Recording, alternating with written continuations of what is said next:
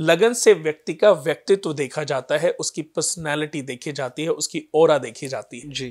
राशि से व्यक्ति का नेचर देखा जाता है, उसके अंदर उसके जीवन जीने के सिम्टम्स कैसे होंगे, उसका नेचर बिहेवियर देखा जाता है। चंद्रमा से हमारा मन देखा जाता है, मंगल से बल देखा जाता है, बुध से वाणी देखी जाती है, बृहस्पति से ज्ञान देखा जाता है, शुक्र से सुंदरता देखी जाती है, शनि से हमारे शरीर की हड्डियां देखी जाती है, मंगल से शरीर का बल देखा जाता है, राहु से शरीर में अंदर पाप को कर्म करने का व्यक्तित्व नेचर देखा जाता है, और केतु से शरीर के ऊपर उत्पन्न हो रहे कष्टों को देखा जाता है। तो ये सारे ग्रह हमारी बॉडी में विद्यमान है। बिल्कुल। ये हमारे परिवार में भी है, हमारे समाज में भी है, हमारे देश में भी है, फिर इस पृथ्वी पर भी है। जी जी।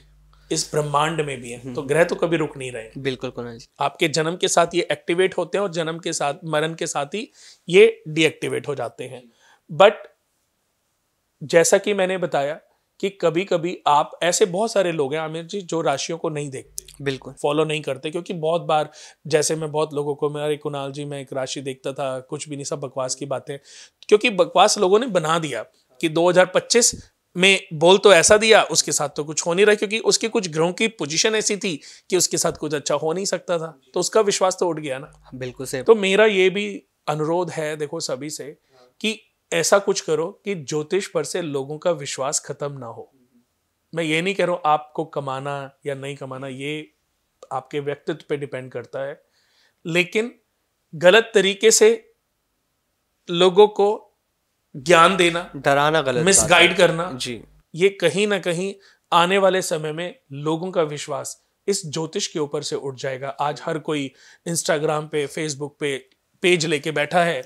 उसने कुछ पहले कॉमेडियन कुछ ऐसी वीडियो डाली कि उसकी फैन फॉलोइंग अच्छी हो गई, फिर धीरे धीरे उसने वो क्या नाम है, ज्योतिष का अपना काम शुरू कर दिया। ज्योतिष की नॉलेज लेकर के ज्योतिष का ज्ञान बांटना शुरू कर दिया। सही बात है।